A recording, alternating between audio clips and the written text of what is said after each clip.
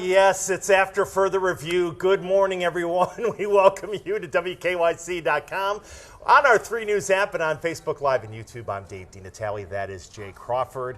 Kind enough to sit in as Jimmy Donovan makes his way back from the West Coast. And why do I always get the after further review after the loss? I don't know. I just realized is Jimmy? I'm onto something here.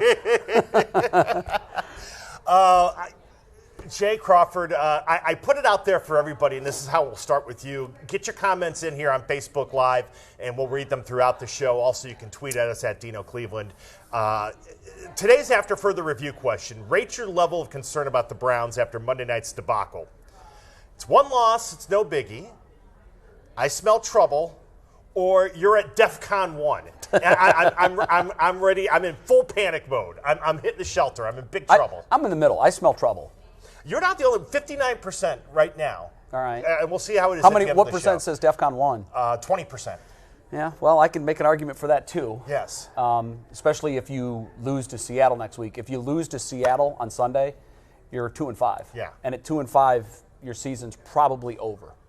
Let's put it this way: you're 2-5. I mean, you have razor thin, almost zero margin for error. Yeah. In the second half of the season, you basically need to go 8-1. Right. You know, I don't think you're getting in with 7 losses. There have been times, and we know this, with 6 losses you don't get in. Last night was troubling. Not the loss. I expected the team to lose. Here's why. You give Shanahan 2 weeks to get ready for an opponent. Mm-hmm. I expect them to overpower us from a coaching standpoint. What was most troubling to me was the offensive line was poor. Yes. Skills play poor. Yes. Defensive front poor. Yes. Defensive secondary poor. 5 weeks into the season, our best and most consistent player was an undrafted free agent with about a 2% chance to make the team in August. And that's our punter. Yes. He's our most consistent player. Yes.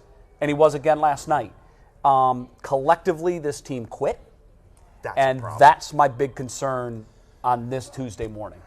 You know, I was willing, because the way opening day went, and you know, I felt at that point after the 75-yard touchdown pass to Derrick Henry, I thought the Browns quit. Yeah. I thought, and it's like, okay, you know, a blow to the psyche, that won't happen again. Yeah. But it happened, Jay. This it is happened 2 losses by 4 touchdowns. Yeah, it happened again. I mean, right from the opening kickoff of the second half, the 49ers stuffed the football down the Browns' throats. Yeah. And there was absolutely no stopping it by the Browns. No.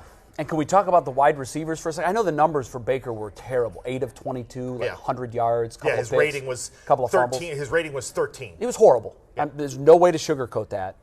But I saw 4 or 5 passes go off the hands of Beckham and Landry. Yeah. And the Callaway drop is a 14-point swing. Yeah. Got to be better. I mean, there's just no other way to say it. You have to be better. And I'm beginning to wonder where the leadership is going to come from on this football team. Because collectively they all quit, but collectively they let each other quit. Yes. Nobody stood up and stood on that sideline no when it was accountability. 14-3 and 21-3 and grabbed them by the face mask and said, guys, we're getting embarrassed. Yeah. In front of the entire country, we're getting embarrassed. That didn't happen. And there were some coaching things too. I don't like starting the game with a trick play. Yep. Hold that in your back pocket for a 3rd and 9 on a play that you have to convert to sustain a drive. I don't think you just throw that card out there on the first play of the game. I know the intent was home run ball, take the crowd out of it, save the trick plays. Right. And the other thing, why is Odell Beckham Jr. returning a punt in a 25-point game late in the game? Late in the game. And I didn't understand that. Just watch that tape over, and I'll give you 5 reasons why he should never return punts. He shouldn't. I'm sitting there going, okay, Volt, we're going to bring that in now? Didn't make sense. You can't hit a 25-point home run. No. And the only thing that can happen in that situation is bad. Yeah. And fortunately, he didn't get hurt, but he was holding the football like it's a loaf of bread. Right. Like, why? You're begging. And then you're retreating. Yeah. And then you fumble and you turn the ball. It was a nightmare.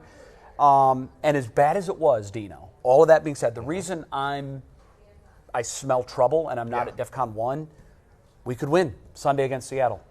I don't think we will. But they could. But they could. Yeah. Because we, at this point, Jekyll and Hyde. Which team's showing up? Right. We have no idea. I will say this. I believe that the thing we've learned about them is they're front runners. Mm-hmm. When things are going well, they're a snowball down a mountain and they're an avalanche. They're tough to stop. Right. When things are going poorly, they turn and run. We've seen that twice now. Right. Tennessee came out and punched them in the mouth and they disappeared. Mm-hmm. Last night they got punched in the mouth and that was it. So this is a character issue. This is typically something that has to be fixed by the players internally. I know Freddie, everybody wants to look at Freddie and say a team plays with its coach's characteristics, mm-hmm. but somebody on this football team needs to become a leader. You don't pick leaders. Leaders emerge. They happen organically. And I think they're at a crossroad right now. Yeah. Somebody needs to step forward and needs to say that this is unacceptable because this isn't what the fans thought they were getting this year. The early reaction, as I'm seeing a lot of you here on Facebook are jumping in and saying, coaching. It's a concern. And it's a concern. That's fair. And you know, we weren't sure what we were going to get from Freddie Kitchens as a head coach. The only thing we had was the half of the season or whatever that he was as a play caller, and the Browns' offense was electrifying. It was. With him as the play caller. All he was doing, though, was calling plays. Right. Now he's doing everything. Right. And he has to do it's not just calling the plays, it's managing the clock, it's managing players, it's putting players, the entire team, in positions to succeed. Yeah. And sometimes that's missed. And maybe, like, the prime example of that was Callaway. You know, just coming back after being out 4 weeks. And, I mean, he was an integral part of the game plan, sure. You know, last night. He had 4 weeks to get ready for last night. Yeah. And that ball was thrown exactly where it has to be thrown. Yeah, it was a perfect throw, and it went in and out of his hands. And I know it happens. It happens, mm-hmm. but it was you saw the impact on the game. It's basically a 14-point swing. Right. They're set up at midfield instead of it being 14-10. Right. And it's a concern. There's no other way to say it. And somebody on this football team needs to step up and become a leader. And Myles Garrett, by the way, for all the talent in the world, and he does. Mm-hmm. He is all world. 7 sacks. Mm-hmm. It's really hard to pick on a player that has 7 sacks through 5 games. But I'm going to tell you the difference right now between Myles Garrett and Nick Bosa. And Nick Bosa. And that's motor. Yeah. Nick Bosa looks like he shot out of a cannon on every single play. He gets knocked to the ground. He gets back on his feet and makes a strip sack. He never quits. Mm-hmm. And that's what makes great defensive ends. That's what makes great defensive linemen, pass rushers, guys with that high motor. Technique's important, mm-hmm. skill set's important, size, speed, all of that. There's no question Myles Garrett has that.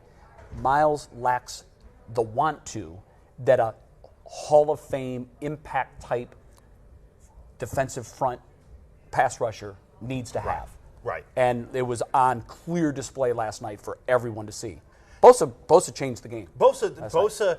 I mean, the Browns would put a tight end on him, and they had no answers. They had no answers. No answers. And then it was Greg Robinson, yeah. and I felt bad for Greg Robinson. I did too. Bosa just destroyed him. Bosa came in with a chip. He remembered the flag plant. Yeah. And that's what happens when, you know, we saw it last year after the Texans game. J.J. Watt said, mm-hmm. I just woke up feeling dangerous, as a play on Baker's comments from earlier in the year. Bosa last night. The flag plant. We love Baker, mm-hmm. and we love the fact that he's passionate about the sport. But if you can learn one thing about the NFL, you're playing against grown men with long memories. Right. They do not forget. No. So you better be really careful as you celebrate your future wins, and he's going to have a lot of them. Mm-hmm. You better be really careful how you celebrate those moments. It's fine to celebrate quietly and internally, but if you plant a flag, and if you have post-game comments that incite the other team, you're motivating 31 other teams. Right. Because this is a league of grown men, and they will send messages. And last night was all about a message from Nick Bosa. I remember, yep. and I'm still angry about it. Yeah, I didn't like it then. And we heard it in his post-game comments. Yep. He trolled Baker in his post-game comments About as badly as I've seen a player trolled by another in a long time. Oh yeah, just I mean, we had him rattled. We had him confused. Yeah, and they did. Yeah. And you heard the media chuckle. Here's the other thing. Media, we love to build a player up. We love it. The only thing we love more than that is tearing him down after we build him up. Exactly. And so not just San Francisco's media laughing. 31 other teams are watching that clip this morning saying, that's what you get. That's what you get. Right. Win, take your win, go into the locker room, shut the door, do all your dancing, do all your celebrating, and come out on Monday, the Tuesday to start the next your week. 24-hour rule, and enjoy be motivated. It, and be ready. And be ready. Motivated. Yep. And don't give the other team more reason to want to put your face in the dirt. Yeah. And that's right now that's a problem. From Steven, here, listen to this, Jay. People who actually thought the Browns were a Super Bowl contender this year were just fooling themselves. If anyone thought they were going to beat the Rams or San Francisco, they were kidding themselves. People in Cleveland should be happy with improvement.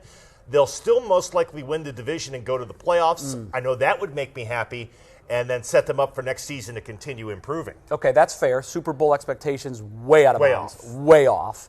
I don't know that there's ever been a team make the playoffs. I mean, this is something for research. I'll look this up later. I don't know that there's ever been a team make the playoffs that has lost 2 games in the regular season by 4 touchdowns. Not that I know. I can't think of one offhand. It may have happened. Right. I doubt there's ever been a Super Bowl champion win a Super Bowl and they've lost 2 games in the regular season by 4 touchdowns. We've lost 2 games by 4 touchdowns in 5 games. In 5 weeks. So Super Bowl talk, my God. Let's do this in intermediate steps, folks. Right. We won 7 games last year. We were plus 7 from the year before. Right. Great improvement. I think realistically at this point, if you can finish 500 this year, that's a win. Right. That's a step in the right direction. And it's not going to it won't make everybody happy. No, it won't. It won't. But you have something to build on. Right. Look, what this team needs is a solid offensive line, and they don't grow on trees. No. You're not going to improve that in October. Nope. You're not going to go out and sign somebody from the Redskins and make all of a sudden now you're a contender. Right. That's not going to happen. Our offensive line. But Trent Williams would help. He would help. Of course he would help. help. But are you going to give away your first pick for him? No, I wouldn't. And at this point, you start looking ahead. Where will the Browns pick? If they win 7 or 8 games, then they're picking 15th, 16th, 17th in that range. A game-changing left tackle probably isn't available there. You can still get a very good offensive lineman at that spot, but I don't know if you're going to get the cream of the crop at that spot. And it's very simple. Last night, the Niners won this game for 2 reasons. Number 1, effort. Yes. They wanted it way more. But secondly, they won the point of attack on both sides of the ball. They pushed our defensive front around, our all-pro defensive front, like they weren't there. Yes. And by the way, the fullback is dead and gone? Really?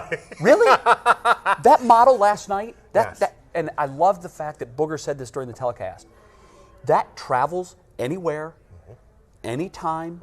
You can beat anybody with the way they play football. Now, the injury, I thought he was, when they had the injury to the fullback, I thought that's the key to their offense. Yeah, it is. After he was gone, all of a sudden they look pedestrian. Yeah. But this notion, we've seen it, fullback's dead. Nobody has fullbacks anymore. Right. We don't have a fullback on our roster. No. We'll throw a tight end in there if we decide to go with a 2-back set. Last night, the 49ers were successful because they blocked and they ran the ball in a way that the Browns had no answer. 275 yards? Oh, yeah, it was ridiculous. Embarrassing. You knew what was coming. I mean, and they couldn't stop it. It's the zone blocking. You know what's coming. They couldn't stop it. A lot of that had to do with game plan. We were out game planned on both sides of the ball. Somebody said it was like Kyle Shanahan was the professor and Freddie was the first-year student. That's what it looked like. Yeah. That's exactly what it looked like. A lot of reason to be concerned. Yeah, and it's not just Freddie. I mean, Steve Wilks. I mean, we were all giving him credit, and deservedly so, for the way the defense played against the Rams. Well, you know what Kyle saw, though? Kyle saw, we talked about this, I think, a couple of weeks ago. Yeah. Our defense over-pursues. They come at you with 11 hats. And the problem with that is you are susceptible to misdirection. Right. And we've seen the good offensive coordinators have watched the same tape that we're seeing, and they're saying if you start one way, you get 11 guys flowing here. If you can somehow get the ball going the other direction, it's just the age-old way of winning in football. Fool them. And we are taking the bait, and we have to be more individual assignment responsible.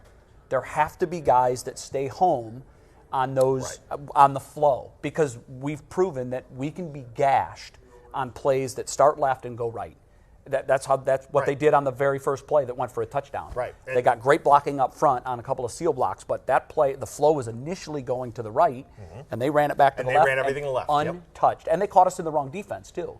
I mean, it was, I give the Niners credit. They saw what we were in, and they figured out exactly what would work, and they took it. So it was yikes. Brandon says, we don't have talent, and we don't have talent. Now we have talent, and we don't have anybody to coach it. So I understand the frustration. Yeah, there's talent. I can't remember who it was. It might have, I think it was Munkin. Before the Tampa Bay game, we interviewed him for our pre-production meeting, and the question was posed to him, have you ever had this much talent before? And without hesitation, he said, yeah, last year. Because remember, the offense that he coached in Tampa Bay the year before was prolific. Yes. Third most productive offense in the NFL, and they rewrote the Buccaneers' offensive record book. They were very good offensively. And his answer was really telling. He said, without batting an eye, yeah, last year. I had this much talent last year in Tampa Bay. And then he said, talent just gives you the potential to win games. That's it. Right. You can't win without talent. Right. But just because you have talent doesn't mean you're going to win. Right. Got to coach And so what we have now is a ton of talent, but we have them in the shiny positions. We have an exterior of a sports car with a slick coat of paint, and it looks beautiful, but our frame is rusty and our motor's hitting on 3 cylinders. So that's a good analogy. So you look good in the garage, but that's about it. Yeah. And it's we've got a long way to go. Yeah. Coach Larry says the offensive line has been trouble all year. Why has Dorsey not addressed it? Gets back to what you said. It's hard to address things August, September, and now October. Yeah, 6'7", 300-pounders aren't falling out of the sky. Yeah. They really don't fall out of the sky after 5 weeks into the season. Right. And by the way, if you go and make that move for Williams, it's going to cost you first. Right. You look silly because you didn't make that move at the beginning of the year.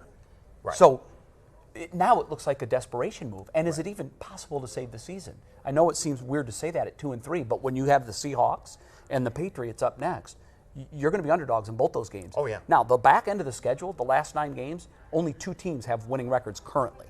So the last 9 games are all going to be winnable games for this football team. And they'll be favored in probably 7 or 8 of them. I would expect them to be. But the problem is, if you're 2-5, I think you're done. Yeah. Because 9-1 is not likely to happen. No. Not for a team that hasn't shown fight in the micro. Right. We haven't shown fight in the micro. What makes us think we're going to show it in the macro?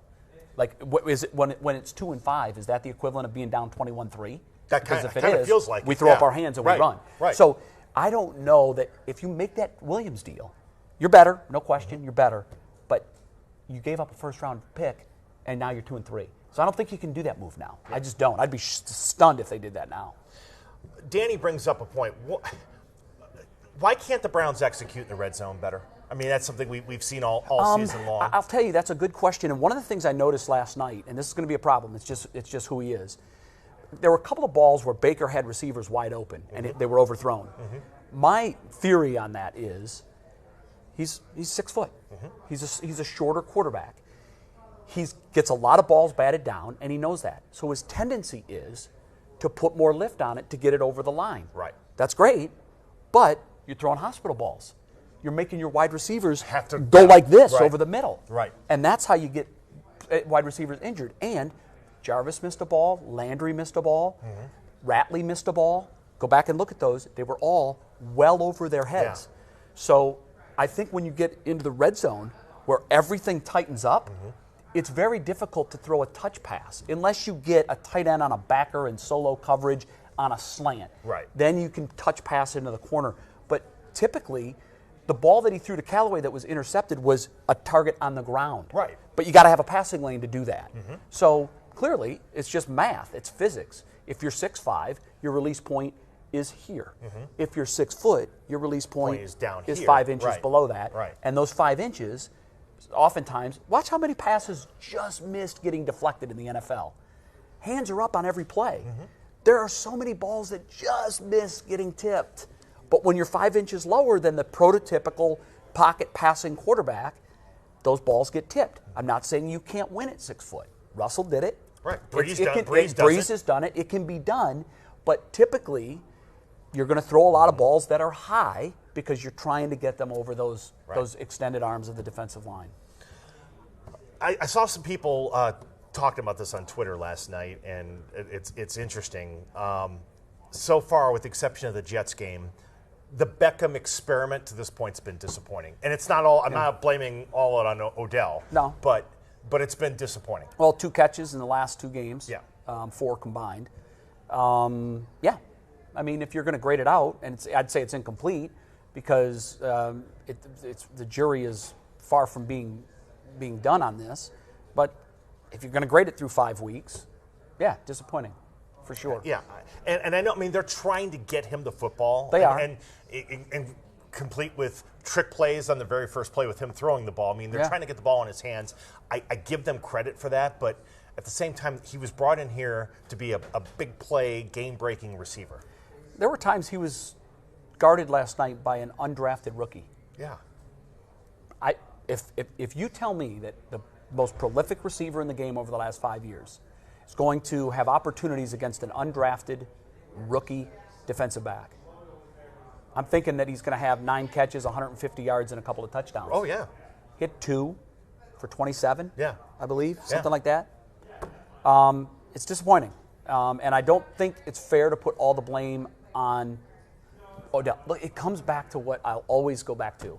Ask any coach that's been successful in the NFL or collegiate ranks that you win up front. Mm-hmm. You do. And I know that the nice, shiny pieces on the outside are great and the flashy running backs are great, but if your hogs can't block their bigs, you're not going to be successful. Baker looked like he had happy feet last night. Again. He was on the run. Bosa hit it on the head. Mm-hmm. He was scared. Right. He was rapid. And I don't blame him because before he gets to his point, the pocket's gone. Mm-hmm. So it's a matter of how do I escape? And 2 or 3 times a game, if you have to escape, you can find success. But when you're doing it on every drop back, it's not going to work. Yeah, it's not a formula to succeed. Are you surprised they haven't changed the offensive line? And you know, they went out and they got those guys before the season started. I think they've tried, Dino. I mean, I think they've gone out and they've got new pieces, and I think they're putting them in there, and they're realizing that you don't piecemeal an offensive line. You don't. You want to make a splash in this offseason? You go sign the best available free agent lineman you can, maybe 2. I would say, and you draft a guy. They missed on a guard last year, and I'll tell you, now you're seeing how important it is that you hit on those draft picks. Right. Because if you draft a lineman 33, he's essentially a first-round pick. Right. If you draft him there, he better be an impact guy.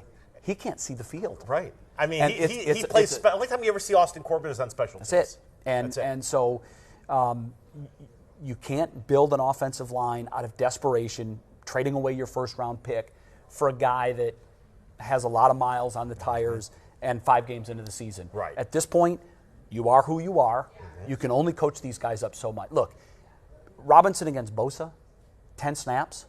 I'm taking Bosa on 9 of them. Yes. He's lucky if you'll be able to contain him on 1. And I don't mean he's going to get 9 sacks. I just mean he's going to get beaten. Right. And so what Bosa was affecting the game, not so much, I mean, he affected the game with strip sacks and getting to the quarterback, but he affected the game on every play because he was in the backfield every play. Right. So you don't have an answer to block him. So maybe you bring a tight end and you slide him over for help. But now you're weaker somewhere else. You've essentially taken a chess piece off the field. If it's a tight end, that's a skill guy. That's a route that you don't now have. You're using him to help chip and slow down an explosive defensive end. So it happens up front. We've got all the shiny pieces to look nice and pretty, and we don't have the engine of the car. Right. That's what it boils down to. Right. Yeah, Tom says trade for that Redskins tackle that's holding out because the offensive line stinks, and unfortunately it starts there. Yeah, I just think that's the wrong play. Sorry, Tom. Don't even know how you make that trade and how you sell that to the fan base right now. You're 2-3. Right. You're going to give away your first-round pick next year? Right. I just don't see that happening. Yeah, just looking real quick here. I know you've got, by the way, congratulations on the launch of Lunch Break. Thank you. Yeah. Today will be day 2. Day 2, 12 o'clock, Channel 3. It's also streaming, Facebook, YouTube. We will talk about the Browns. Probably a little different slant. We're going to talk a lot about the Bosa flag plant, the smack talk, all of that. Yeah. So, yeah, every day at noon. Yeah, Trent Williams, by the way, is 31 years old. Yeah, see, that's I'm not going to part. If you're going to part with a first rounder, the Browns when they've John Dorsey's one thing I really have liked about what he's done when he's made these trades, they've been for guys who are like 25 to maybe 28 years old. Yeah, that's a lot of miles on the tires to give up, and it's going to be at least a first rounder. And I'm good with not making that trade at the beginning of the season. I'm even better with not making that trade now. It looks desperate. And by the way, the asking price has probably gone up because the Redskins their season's over. Right. They've already given up on their coach. So what good does Trent Williams do them now? None. And I would imagine that a team that would make that move now is clearly desperate, and the Redskins know that. So whatever they were asking before the season, I would imagine they're asking even more now. Yeah. By the way, just back to the question, your level of concern about the Browns after Monday night's debacle, you're right on where you were when we started. 58% smell trouble. Yeah, trouble's there. 21% saying it's no loss, it's one loss, it's no biggie, but there's 21% of you that are in panic mode. Yeah, that seems about right. Yeah, look, I just think that, if you're a team that has playoff aspirations. I'm not talking about Super Bowl aspirations. I'm just talking about playoff aspirations. As I said, you can give them the opener to lay an egg. You couldn't do that last time. You can't. I mean, whether or not you thought San Francisco was going to beat the Browns, you can't go out there and get boat raced like that. And really, honestly, last night was the first game that I felt we were absolutely unprepared from the start. Right. I just felt like in the Tennessee game, we got the ball, we went down the field, we scored a touchdown. We started against Tennessee. It looked like we were ready to play. Right. Even against the Rams, I didn't feel like this team was completely unprepared. Last night, after the trick play, what do? We're offsides. Right. So now we're in a 1st and 15 hole. We waste that trick play because now we're 3-and-out punt. Their first play from scrimmage, distance touchdown. I just don't think that they were ready to play last night. Right.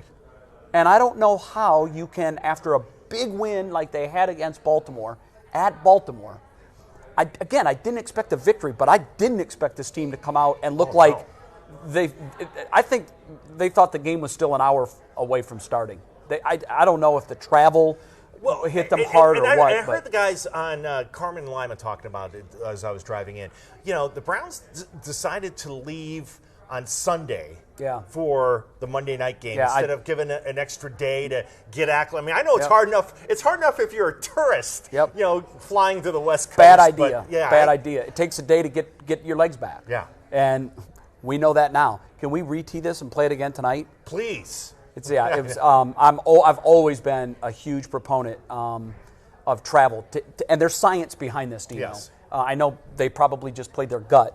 My son is a track and field athlete, and he trains at the Olympic Training Center. And they have a formula for when you're traveling certain number of time zones, how long you have to leave ahead of the meet to be ready. And it's usually 16 to 18 hours per time zone that you're traveling. In this case, you're traveling three time zones. You could use 2 full days. Right. That's the way. That's what their science and the years of, they monitor their athletes and they know exactly when they're at peak performance, to the 10th, to the millimeter, to the inch, and to get the best out of these athletes, there's a formula that they use, and it's not the day before 3 hours moving time zones and expecting to give your best performance. So I think the science there tells you that that's not enough. My friend, I appreciate it. Always good, Dino. Much. Always Jay good. Crawford again. Lunch break with Jay Crawford coming up at high noon on 3 News. Yes. And, of course, here on Facebook Live and is on YouTube as well. Thank you, my friend. Always I good, appreciate Dino. it. And we thank you for all of your comments here on Facebook, on YouTube, and on Twitter as well. 31-3, Browns lose to the 49ers. Thankfully, Sunday will get here before you know it, and hopefully we'll have a better show to talk about next Monday. Jimmy will be in for that one, Jimmy will be in for that one. For Jay Crawford, I'm Dave DeNatale. Thanks for watching After Further Review right here on 3 News, Facebook Live, and YouTube, and WKYC.com. All right, man. Thank you, brother. I appreciate it.